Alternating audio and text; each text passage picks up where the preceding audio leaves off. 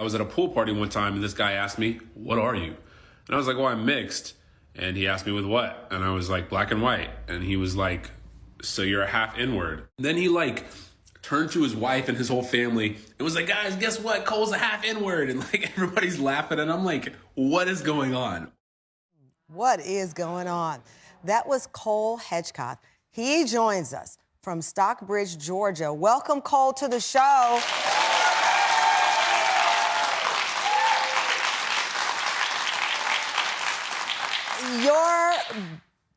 Your mom is mixed, your father is white, you are biracial, grew up in a loving home. You, the language that people used to say was someone was trying to pass. You've never presented yourself as someone trying to pass, but people often identify you as white, including in that moment that happened to you amongst friends.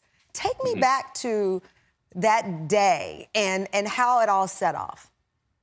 Yeah, so I went with a friend who I didn't even really talk to much. She was just in my neighborhood. And so she invited me to the pool party. And going over there, I assumed it was just going to be a pool party.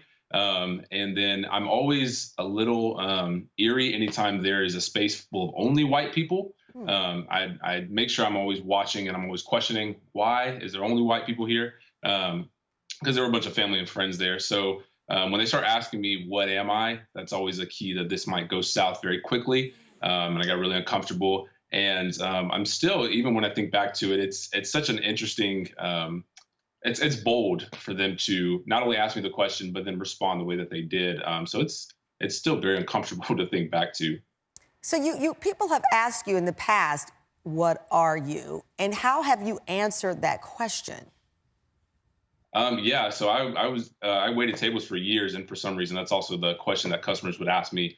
For a while, I would just answer honestly, but I started just answering as I'm a person, I'm a human, I don't understand what you're asking me.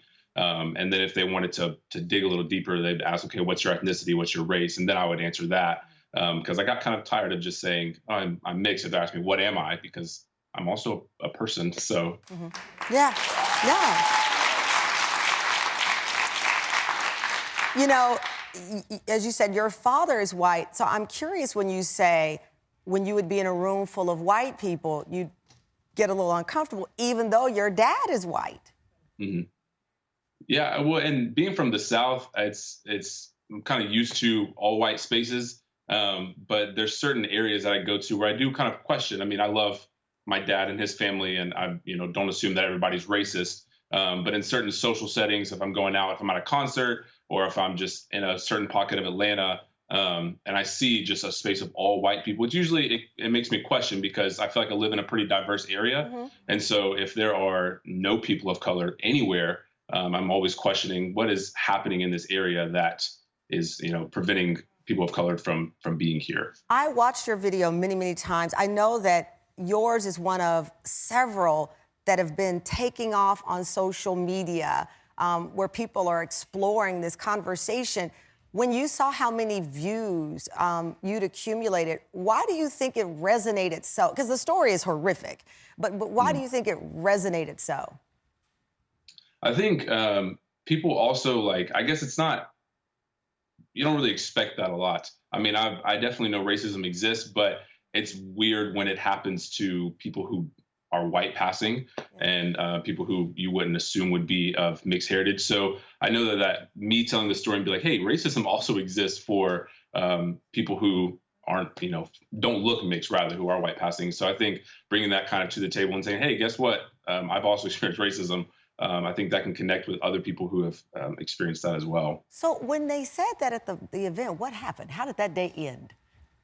I knew in my head I had to get out of there as quick as possible because I was super uncomfortable. And I just kind of laughed for a second and they moved the conversation forward. And I told my friend, I was like, hey, I think my mom made dinner. I'm going to head home. And I left as quick as possible.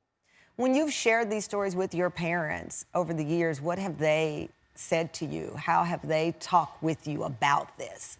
My mom is always super passionate because she grew up in a fairly racist home, or not necessarily a racist home, but a very prejudiced home where she wasn't allowed to talk about her mixed heritage. And so her every time I talk with her about it, she's very passionate about it and understands the struggle. Because I remember telling her that story, and I at first wasn't super angry about it, and then she was very angry about it, rightfully so. And I started thinking back to it, and I was like, this makes a lot of sense why you would be angry, because it's a terrible situation. And so she helps me sometimes guide through the difficulties of how people view people who are mixed. Wow. Well, that TikTok stopped us in our tracks. I appreciate you joining us.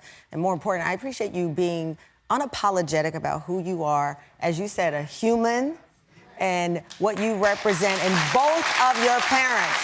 Because it took both of them to make you, and they clearly have done something great because you're a great man. Thank you so much, Cole, for joining us. Thank you so much for having me.